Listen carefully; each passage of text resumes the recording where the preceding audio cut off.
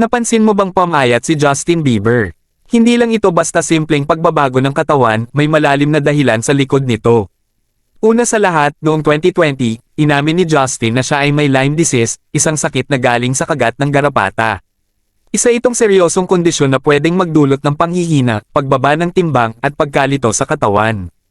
Kasabay pa nito, may Epstein-Barr virus din siya, na sanhi ng matinding pagkapagod.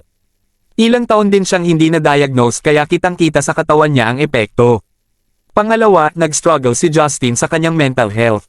Naka-experience siya ng anxiety, depression, at burnout, lahat ng ito ay may direktang epekto sa kanyang timbang at overall health. Pangatlo, tuluyan na niyang tinihil ang paggamit ng droga at alak. Dati ay umamin siyang naging dependent siya sa ilang substances, pero ngayon, mas focused na siya sa malusog na pamumuhay at positibong pagbabago. At panghuli, nagsimula siyang mag-ehersisyo, kumain ng tama, at umiwas sa stress, kaya naman kapansin-pansin ang pagbabagong pisikal. Hindi lahat ng pagbabago sa katawan ay dahil sa diet lang. Minsan, may pinagdadaanan silang hindi natin alam. Kung gusto mo pa ng ganitong content, huwag kalimutang i-like, i-follow, at i-share para updated ka sa lahat ng social media trending news.